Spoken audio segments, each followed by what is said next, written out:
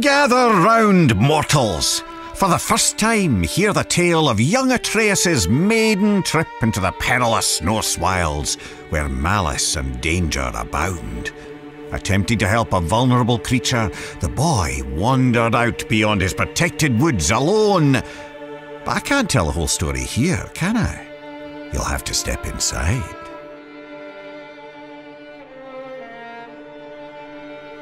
Atreus awoke to find his father missing.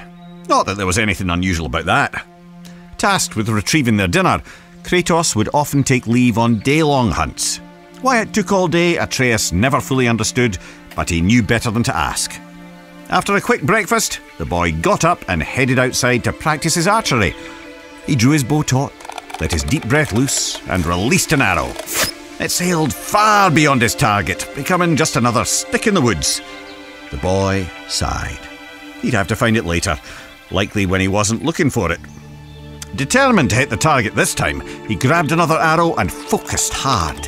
He held the string till his arm burned and let it fly. A bullseye! Well, almost. Maybe if you looked at it from a certain angle. You know. His mother called, and though he wasn't quite done yet, Atreus put his arrows down and went inside. Every day she would teach him, mostly language and archery. Honestly, the kid was pure dead brilliant, reading and writing on his own already. Today she gave him a lesson he was especially excited about. The creatures of the Norse wilds. Berserkers, trolls, witches, and even the undead. After answering her son's many questions, Atreus' mother sent him back out. He fired a few arrows, missing with most of them. He wasn't a bad archer, really, but he wasn't easy on himself either. Frustrated, the little bairn sulked off into the woods.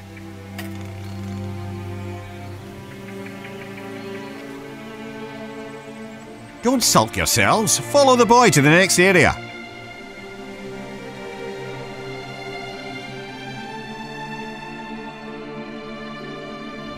Atreus climbed up and sat cradled in the branches of one of his favourite trees. On days like this, he liked to close his eyes, listen to the forest, and let his mind wander. This kind of solitude never felt lonely to him, perhaps because he could hear things others could not. Ever since he could remember, the thoughts of others, animals mostly, could intrude upon his own. He couldn't much control it, and he didn't tell his mother or father of it. But it only added to the boy's absolute captivation with what adventure might lie past his all-too-familiar woods.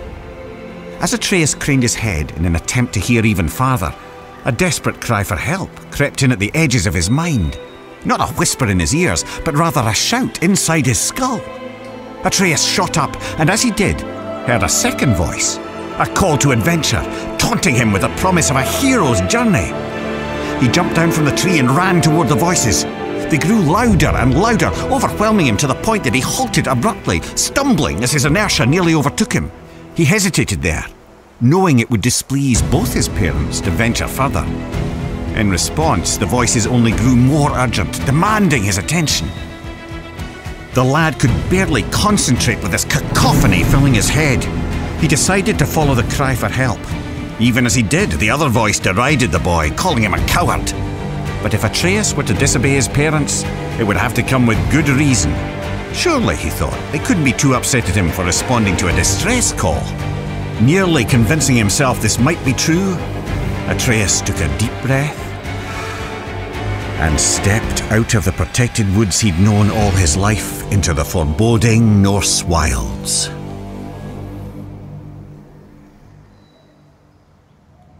Delve deeper into the woods. Unless, of course, you're too frightened.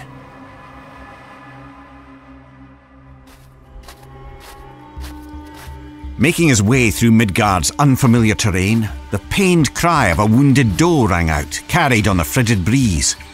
After attempting to study the patterns of nearby tree roots to use as a guide back home, he set off in the direction of the injured animal.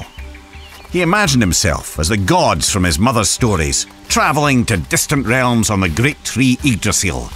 He was brave Tyr, mapping the unknown for the good of all the realms. He was the mighty Ullr, on a hunt for honour and glory. He was lost, completely and hopelessly so. The woods now seemed to be a repeating maze of trees and jagged boulders. His growing panic was interrupted by sharp screams of agonizing pain. The wounded animal was near and in true peril. Forgetting his own dilemma, Atreus shot toward the cries of the beast. And there, in a clearing near a creek, he saw it. A wounded doe lay on the ground. The matted, blood-stained fur on its chest heaved up and down as it struggled to breathe. An arrow jutted out of its neck. But what hunter would seek an innocent doe and fail to finish it off? The animal looked Atreus straight in the eye. Its pained grunts eased now as its pupils contracted. The one he had called had come. "You're safe now. I'm here," Atreus said, clumsily attempting to comfort the poor soul.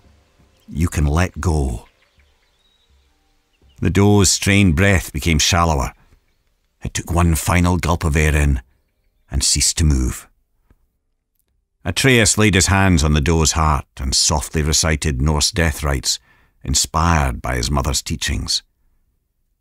The boy sighed, and his eyes drifted upward. As they did, he noticed there was far too much blood on the ground for a simple arrow wound. The red stains in the snow trailed off into the deeper brush. Atreus jumped to his feet to follow it.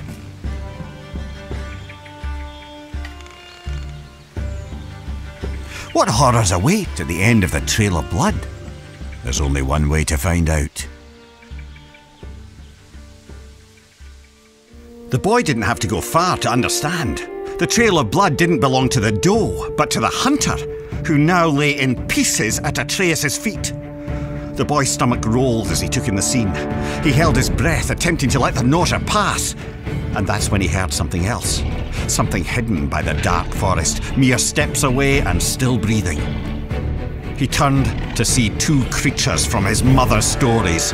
Heaving, vile, undead monsters of pure rage. Draugr. Atreus' eyes grew wide as they met the empty sockets where the Draugr's eyes were supposed to be. The larger one roared, then it charged. The boy went for his quiver. He found an arrow, but lost his footing. Crashing to the ground, the Draugr rushed ever closer. The larger one plucked Atreus from the ground. The monster bellowed, spraying rotten teeth and flaps of decaying gums. Its half-tongue flailed blindly like the death throes of a headless snake. It was disgusting. In desperation, Atreus stabbed out with his arrow again and again and again, and by pure chance he connected, striking the Draugr through a hole in its skull. The monster dropped him as he continued to scream and stab. The boy was lucky, but there was no time to celebrate. As the second Draugr raised his blade, Atreus shot an arrow. It exploded against the Draugr's sword, shattering it to pieces. Quicker than the boy could react, a shard of the blade sliced into his arm. He yelled out in torturous pain.